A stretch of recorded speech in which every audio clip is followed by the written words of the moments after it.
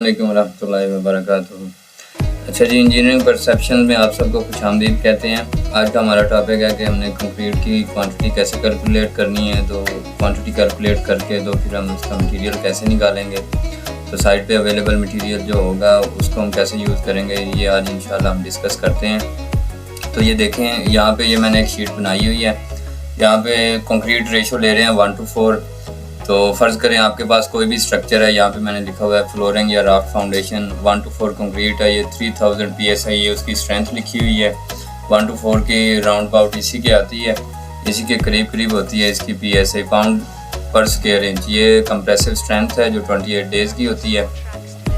तो यहाँ पे अभी आप देख सकते हैं कि राफ्ट या फ्लोरिंग आप उसको कह सकते हैं। तो उसकी हमारे पास लेंथ है 80 फीट, विड्थ है 50 फीट और थिकनेस है उसकी 0.5 फीट यानी कि 6 इंच। तो ये हमारे पास जो नंबर्स है, यानी कि राफ्ट या फ्लोरिंग कितने हैं, एक रूम है, 2 रूम है, कितनी है आपके पास, कितने हाल आपके पास बने हुए हैं, वो यहाँ पे आप लिख देंगे। 1 है, 2 है, जितने नंबर्स होंगे वो आप यहाँ पे लिख देंगे इसकी क्वांटिटी कैलकुलेट करने के लिए। अभी आपने ये किया है कि 50 × 80 × उसकी थिकनेस।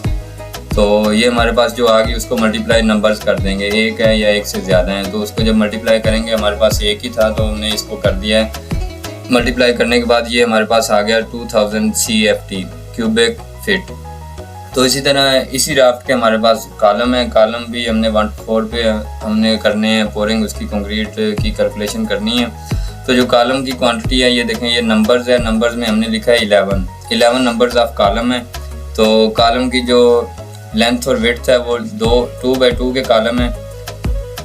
ये हमारे पास स्क्वायर कॉलम है। अगर सर्कुलर कॉलम हो तो फिर हम उसका एरिया निकालेंगे, जैसे सर्कल का एरिया निकालते हैं πd²/4, उसका डाया दिया होगा। उसका एरिया निकालने के बाद फिर उसकी हाइट से उसको मल्टीप्लाई कर देंगे। लेकिन यहाँ पे हमारे पास स्क्वायर कॉलम है तो इसको हम देखते हैं, 2x2 के कॉलम है, उसकी जो हाइट है वो 11 फीट है। ये हमने इसको मल्टीप्लाई किया, 11 × 2 फिर उसकी जो विड्थ है उसको ×2 उससे किया। तो एंड पे जो नंबर्स ऑफ कॉलम है वो 11 है। तो फिर टोटल इस क्वांटिटी को हमने 11 से मल्टीप्लाई कर दिया। तो फिर ये 11 नंबर्स ऑफ कॉलम की हमारे पास टोटल क्वांटिटी आ गई है 484 CFT।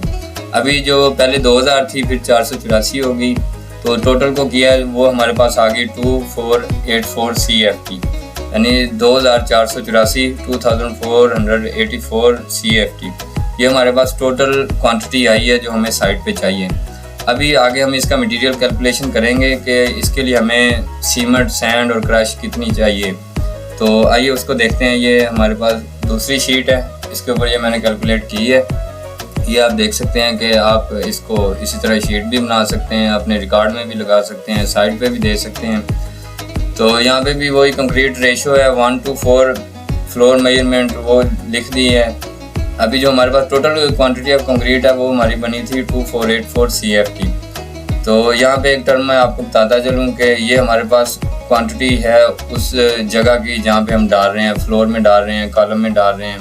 ये हमारे पास उसकी कैलकुलेशन है। अगर हम मटेरियल को कैलकुलेट करेंगे तो मटेरियल को कैलकुलेट करने के लिए हमें उसका ड्राई क्वांटिटी ऑफ मटेरियल निकालनी पड़ती है इसके अंदर से। तो उसका फैक्टर हमारे पास है 1.54 से 1.57। तो हम यहाँ पे मिनिमम जो हमारे पास 1.54 है इसको इससे मल्टीप्लाई करेंगे। ये देखें, dry quantity of material is equal to quantity of concrete multiply by 1.54। तो ये जो हमारे पास 2484 है इसको मल्टीप्लाई करेंगे 1.54 से, तो हमारे पास total dry quantity of material आ गई 3825.36। ये हमारे पास ड्राई क्वांटिटी ऑफ मटेरियल है।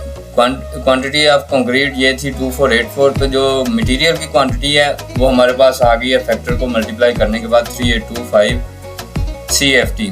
तो अभी हम इसका जो आगे मटेरियल कैलकुलेशन के लिए जो फार्मूला हमारे पास होगा, ये हमारे पास है रेशो 1:4, 1 + 2 + 4। अब हम इसको प्लस करेंगे, ये सम ऑफ रेशो आ जाएगा जो 7 है। अभी इसमें 1 हमारे पास सीमेंट है, 2 हमारे पास सैंड है, 4 हमारे पास क्रश है या एग्रीगेट है, आप इसको एग्रीगेट भी कह सकते हैं। तो इसको अभी हम फर्दर आगे कैलकुलेट करते हैं। जब हमने सीमेंट कैलकुलेट करना है, सीमेंट को कैसे कैलकुलेट करेंगे, जो हमारे पास ड्राई क्वांटिटी ऑफ मटेरियल निकली है वो हमारे पास है 3825। इसको डिवाइड कर देंगे, सम ऑफ रेशो हमारे पास 7 है। तो जब ड्राई क्वांटिटी ऑफ मटेरियल को सम ऑफ रेशो से डिवाइड किया, उसके बाद इसको मल्टीप्लाई कर दिया जो हम मटेरियल निकाल रहे हैं। मतलब यहाँ पे हम सीमेंट निकाल रहे हैं तो सीमेंट की इसमें रेशो है 1, इसको मल्टीप्लाई बाय 1 करेंगे। ये देखें क्वांटिटी ऑफ सीमेंट CFT में निकाल रहे हैं क्योंकि हमारे पास पैमाइश हमने फुटों में ली है, तो फिर हम इसको CFT में निकालेंगे। तो अगर हम मेजरमेंट करें मीटरों में तो फिर वो ऑटोमेटिकली मीटर क्यूब में चली जाएगी। अब ये देखें 3825.36 divided by sum of ratio जो 7 है उसको इससे डिवाइड किया है। तो यहाँ पे हमारे पास इस रेशो में जो सीमेंट है वो 1 रेशो का आ रहा है वॉल्यूम के हिसाब से, तो हम इसको मल्टीप्लाई करेंगे 1 से। तो ये हमारे पास सीमेंट की क्वांटिटी आ गई 546.48 CFT। तो ये हमने पहले से कैलकुलेट किया हुआ है। 1 बैग ऑफ सीमेंट होता है जो बाय वेट होता है 50 kg होता है, बाय वॉल्यूम ये होता है 1.25 CFT। अगर आप एक बैग को खोलें और इसको उस फर्मे में डाल के जो फुट बाय फुट का होता है क्यूबिक फीट में उसमें डालें तो उस हिसाब से ये आपका 1.25 CFT बनेगा 1 बैग ऑफ सीमेंट। तो ये हमारे पास टोटल क्वांटिटी आ गई 546.48 CFT। इसको डिवाइड करेंगे 1.25 पर CFT तो ये नंबर ऑफ बैग्स निकल आएंगे क्योंकि हमारी 1.25 CFT एक बैग में होती है। टोटल CFT से डिवाइड कर देंगे यूनिट से तो ये हमारे पास टोटल बैग्स आ जाएंगे 437.184। आप इसको करीबी जो नंबर है 437 ले सकते हैं, इसको 438 भी लिख सकते हैं। तो ये हमने सीमेंट लिख लिया 437 बैग्स। अभी हम आएंगे सैंड क्वांटिटी की तरफ। सैंड क्वांटिटी का भी वही सेम रूल होगा, जो उसकी सैंड की जो परसेंटेज उसमें डाल रहे हैं जो रेशो वाइज उसका आ रहा है तो उसको उससे मल्टीप्लाई करेंगे। अभी देखें sand quantity is equal to dry quantity of material divided by sum of ratio multiply by ratio of sand. अभी ड्राई क्वांटिटी ऑफ मटेरियल वही टोटल जो हमने बनाई है 3825.36, इसको डिवाइड कर देंगे सम ऑफ रेशो 7 से मल्टीप्लाई कर देंगे 2 से। 2 अभी क्या है 1 to 4 में जो हमारा 2 है वो हमारा सैंड का है। इसको मल्टीप्लाई जब 2 से करेंगे तो ये हमारे पास सैंड आ जाएगी 1092.96 CFT। ये देखें ये हमारे पास लिखी हुई है।